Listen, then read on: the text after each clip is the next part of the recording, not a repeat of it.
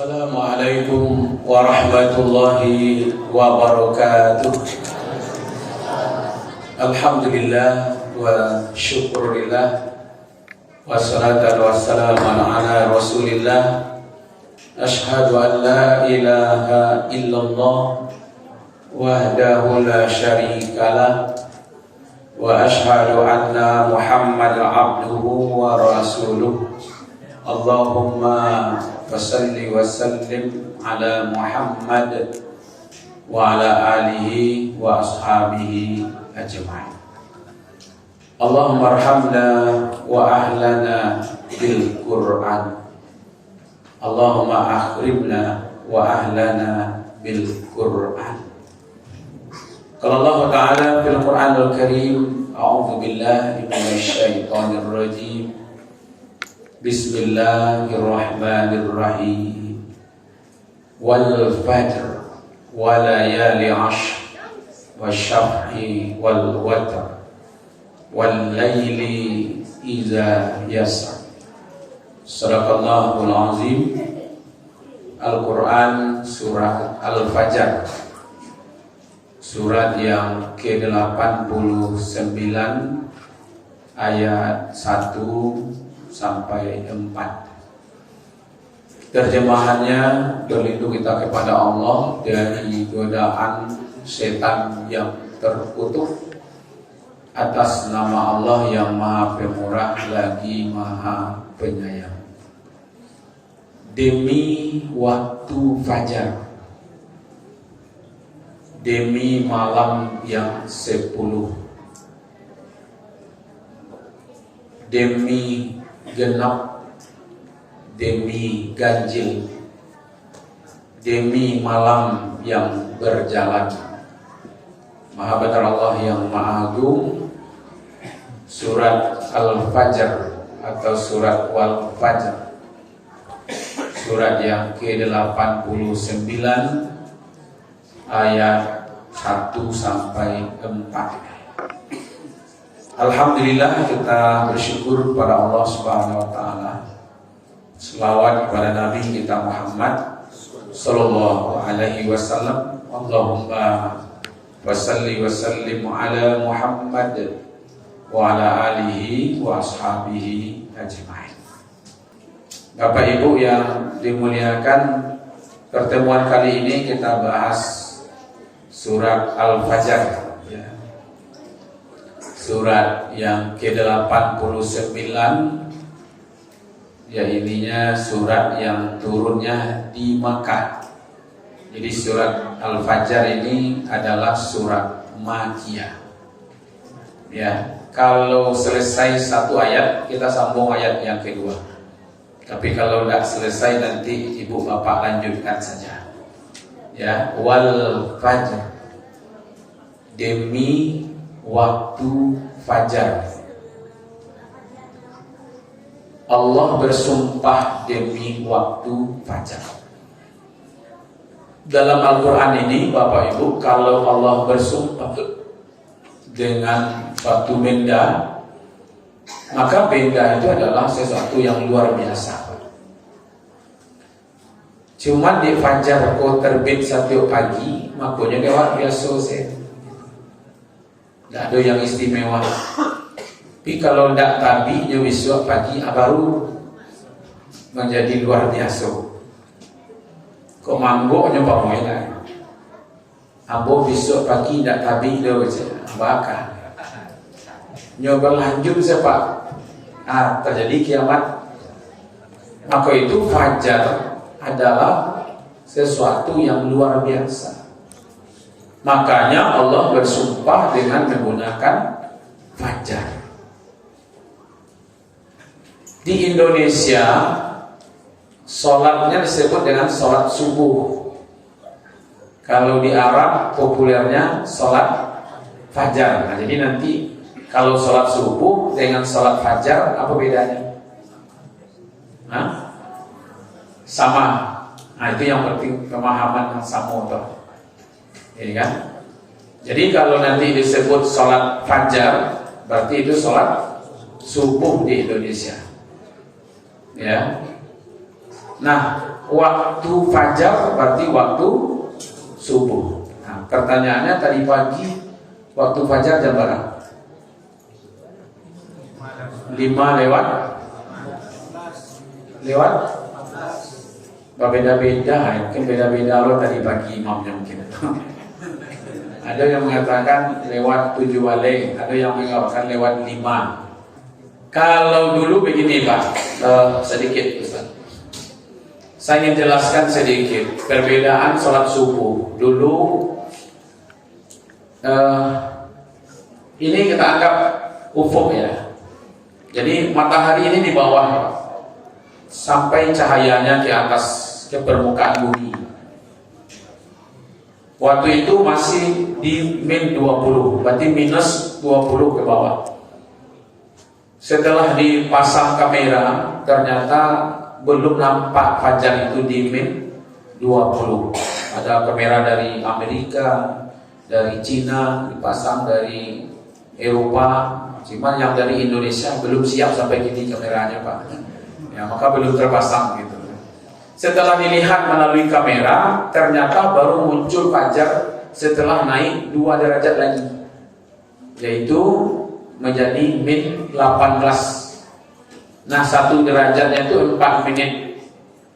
Ya, maka itu harus digeser subuh itu ditambah waktunya 8 menit gitu.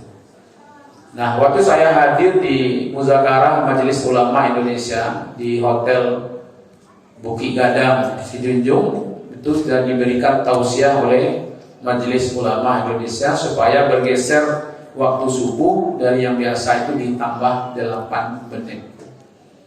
Kalau ditambah 8 menit termasuk imsaknya juga bergeser Pak. Ya, jadi imsak itu adalah terbitnya waktu fajar itu. Jadi waktu subuh itulah waktu imsak gitu. Nah, kalau yang di kalender itu ada 10 menit menjelang subuh, itu hanya lampu kuning untuk peringatan saja, belum waktu menahan. Makanya kalau pagi-pagi itu sedang makan di rumah, lalu berbunyi serineh di masjid, tahu istilah makan Bu, nggak usah lo dimatikan serinehnya, karena serinehnya berbunyi di masjid. Itu Pak Ilo ke masjid dulu kan, nah, beda relay gitu, tetap salah makan, ya sampai nanti detik-detik terakhir itu fajar masuk. Yang tadi itu dikatakan jam 5 lewat 17, ya kan? Dia bergeser dalam 2 hari itu bergeser. Ya kan? Nah, pas waktu fajarnya itu menurut Al-Qurtubi dikutip oleh Ibnu Katsir itu adalah awal siang Pak. Jadi waktu fajar itu adalah waktu awal siang. Waktu ini kan cuma 2, siang 1, malam 1. Jadi awal siang itu adalah fajar. Nah, sebelum awal siang apa namanya? Malam namanya. Betul juga ya. Karena kan tadi siang dan malam. Kalau ada orang mau foto-foto sebelum menikah, apa namanya? Foto? Anda ibu bahasa Inggrisnya. Yang dibahas. Pre-wedding. Kece orang awaknya pra-wedding. Ya, pra-bayar, pasca bayar. Kalau pra tadi apa? Sebelum. Kalau sebelum fajar tadi kan siang, awal siang, sebelum siang pra siang. Makanya di Minang disebut para siang. Dulu kan disebut makan para siang. Itu asal katanya dari pra siang. Makanya para siang gitu ya. Jadi pas terbit fajar jam 5 lewat 17 atau berapa tadi yang sebutkan, itu akan berakhir jam 6 lewat 20-an gitu. Kalau untuk pastinya lihat kalender. Itulah yang disebut waktu fajar, waktu sholat subuh. Kalau nanti zuhur di dalam kalender itu ada kalender Muhammadiyah di sini. Nah, ada di sini zuhur di situ, di bawahnya ada catatan waktu terlarang sholat. Jadi pas habis waktu fajar, yang sebut zuhur itu habisnya waktu sholat subuh. Nah gitu. Nah jadi kalau begitu sholat fajar itu mulai tadi dari jam 5 lewat 17-an itu sampai jam 6 lewat 20-an. Itulah waktu subuh atau waktu fajar. Di waktu itulah bapak-bapak, ibu-ibu sholat sunat fajar. Nah di Indonesia kan sholat sunat fajar terkenal Pak, bukan sholat sunat subuh kan. Kalau sholatnya sholat subuh, tapi sunatnya sunat fajar. Nah gitu ya. Sebenarnya kedua-duanya tidak ada masalah. Kalau subuh itu bahasanya dari hadis, kalau fajar itu dari Al-Quran. Ya Al-Quran menggunakan fajar, tapi hadis juga menggunakan subuh. Raka'at ini qabla fajri khairu minad dunya wa ma fiha. Atau juga ada hadis yang lain, khairu minad dunya wa yusibuha. Salat 2 rakaat sebelum salat fajar itu lebih baik daripada dunia dan isinya. Ya coba bayangkan Bapak Ibu, kita sholat sebelum sholat subuh tadi pagi, sholat 2 rakaat. Itu 2 rakaat itu lebih baik daripada dunia dan isinya. Tolong kayak tangan ibu-ibu nak punya ameh 2 ton. Ya. Nah, sholat sunat 2 rakaat tadi pagi itu lebih berharga dibandingkan ameh 2 ton tuh. Karena dia lebih baik daripada dunia dan isinya. Karena dunia dan isinya ini harganya, nilainya di sisi Allah tidak lebih hebat daripada sayap nyamuk. Sayap nyamuk itu Pak, berapa harganya Pak? Bapak mau beli nanti saya tidak ada nilainya. Jadi dunia ini Pak tidak ada nilainya di sisi Allah. Makanya orang yang kafir pun dikasih dunia, dikasih pangkat, dikasih jabatan, dikasih kedudukan, dikasih harta. Karena dunia ini tidak ada nilainya di sisi Allah. Justru sholat sunat fajar yang 2 rakaat itu ringan, cuman rakaat pertamanya Qul ya kafirun, rakaat keduanya Qul huwallahu ahad, itu lebih baik daripada dunia dan isinya.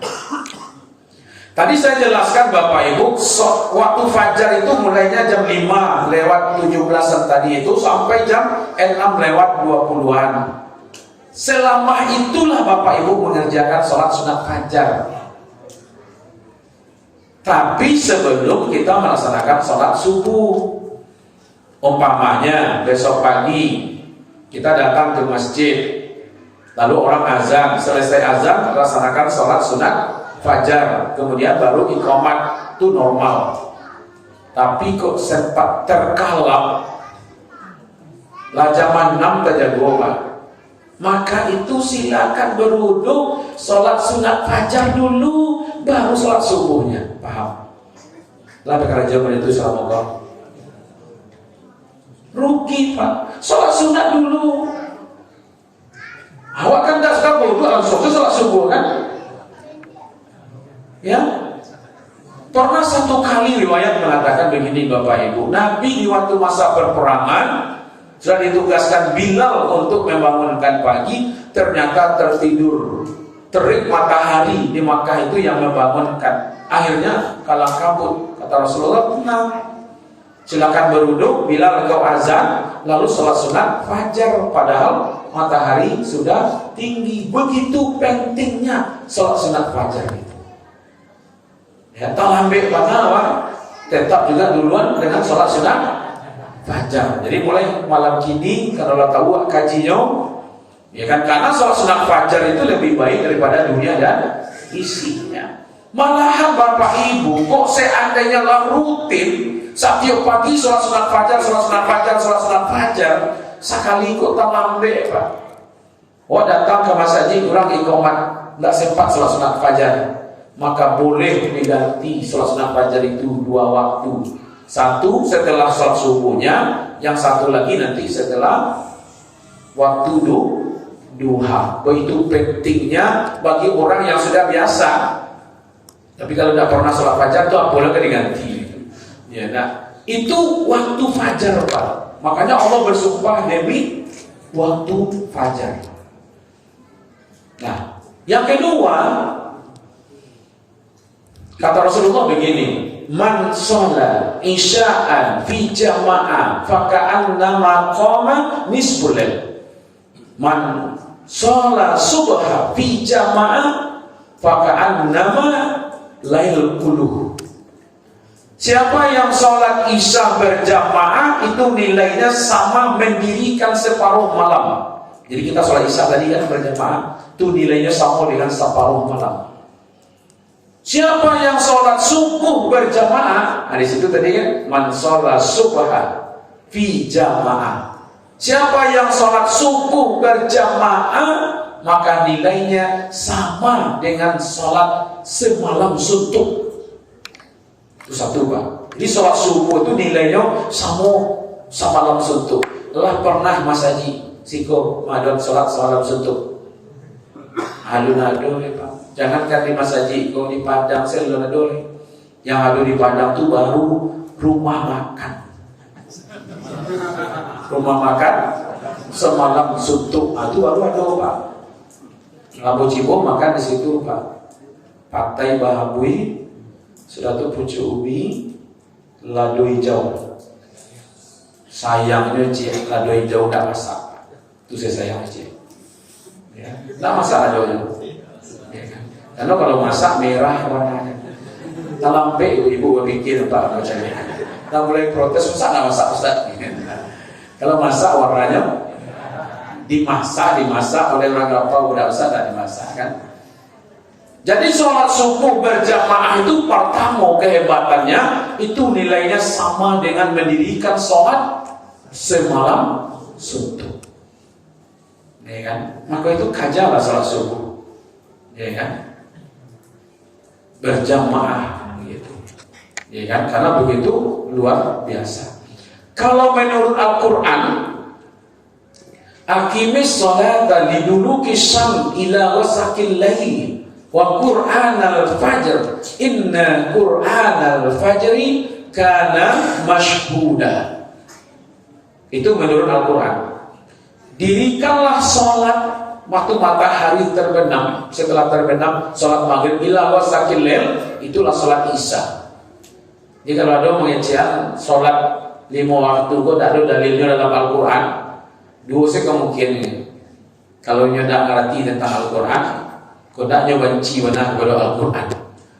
Kan dulu batang mengejar, masuk sholat tidak ada dalilnya dalam Al-Quran. Aqimis sholata liduluki syam ila ghasaqil lail wal qur'anal fajri, itulah salat subuh tadi.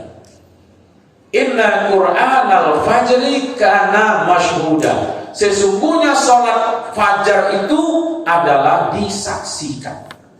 Kata Allah dalam Al-Quran, disaksikan. Memangnya salat yang lain tidak disaksikan? Kenapa salat subuh itu dikatakan disaksikan? Zuhur tidak disaksikan, maghrib, isya disaksikan Pak. Cuman yang ini agak istimewa. Jadi kalau di sini pamannya malaikat yang tugas malam ini dari tadi pagi Pak, shiftnya 2 shiftnya, pagi sampai pagi. Yang malaikat pagi, yang malam itu sampai pagi, yang malaikat besok pagi sampai malam tiba Pak. Jadi 2 malaikat di waktu fajar itu. Makanya yang KPI mencatat ya amalan sebulan itu subuh berjamaah berzikir. Nah, itu catatannya Pak. Malaikat Nabaru Timo mencatat pula sebulan sholat subuh atau sholat fajar. Jadi 2 catatan Pak. Nan KPI membawa catatan, nan baru bertugas membuka lembaran catatannya itu adalah sholat fajar. Makanya disebabkan di situ inna qur'anal fajri kana mashhuda. Sesungguhnya sholat fajar itu disaksikan. Nah, dia pun tak bayang Pak, kok lalu nyoba gitu pakai kilo catatannya. Kecek malaikat, aku tinggalkan sebulan dalam keadaan lalu. Kecek malaikat Nabaru Timo, aku temui sebulan dalam keadaan lalu. Pas nyoba perangkit, tadanglah di nyoba karuah Pak. Nyoba catatan cilai Pak. aku temui sebulan dalam keadaan lalu plus bakarua gitu. Nah, tapi bakarua juga lalu pagi. Nah, jadi kalau lalu pagi itu catatannya mulai itu Bapak Ibu. Ya kan? Itu kehebatannya sholat fajar dan sholat sunat fajar. Nah inilah Bapak Ibu yang dimuliakan dulu ya. Orang-orang di Madinah itu Pak agak beda dengan kita ya. Mereka kalau kurang pahalanya, protes Pak. Ya. Semangat orang beribadah itu Bapak Ibu kalau kurang pahalanya protes. Umpamanya nampak dia kawannya, tetangganya, siapapun sholat lo, orang tuh berzikir lo, orang tuh baca Quran lo itu. Ketikanya tidak bisa melakukan apa yang dilakukan oleh orang itu, merasa ketek. Jadi orang-orang miskin pada waktu itu, dulu kan ada namanya ahlus sufa kan, yang tidak punya rumah, yang tidak punya apa di Madinah itu, dia hidup di pinggiran Masjid Nabawi itu. Saya melihat di Makkah tidak ada itu sekarang mereka itu Pak. Kalau Bapak Ibu nanti pergi ke Masjidil Haram, coba ditemui. Pergi ke toilet 4 Pak. Nah, di dekat toilet 4 itu ada pagar panjang. Nah, di sebalik pagar itu banyak tas, kain, baju-baju. Situ saya taruhnya Pak. Nah, itu ke mandi. Saya jadi toilet itu lah, pokoknya ke haram. Tak pakai hotel, tak pakai apa. Situ tuh Pak, ada tuh. Ya kan? Jadi datang mereka kepada Rasulullah, ya Rasulullah, enak jadi orang kaya ya Rasulullah. Mereka sholat, kami sholat, mereka puasa, kami puasa, mereka berzikir, kami berzikir, ya kan? Tapi ketika mereka pergi haji, kami tidak bisa pergi haji. Mereka umroh, kami tidak bisa umroh. Maka dari itu tunjukkan kepada kami ya Rasulullah, adalah amalan yang bisa kami dapatkan seperti haji dan umroh itu. Man shalla bada'an fi jama'ah summa qa'ida yazkurullah hatta tatla'i syam summa yusalli raka'ataini ka'ajri hajjatin wa umratin wa qala Rasulullah sallallahu alaihi wasallam tammah. Hadis hasan.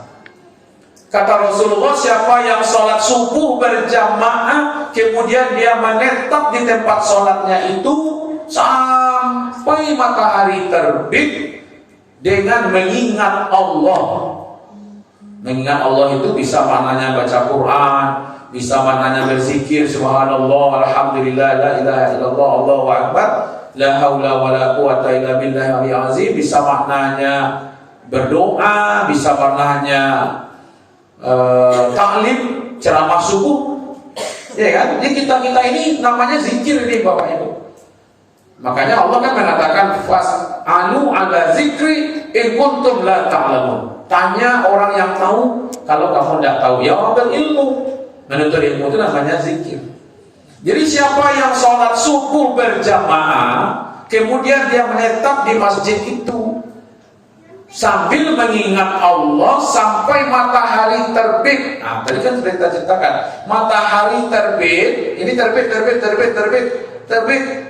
Summa sempurna tabinya.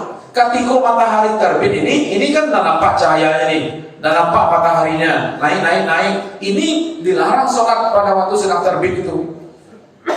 Ya, summa yusalli raka'ataini. Tidak disebut nama sholatnya apa.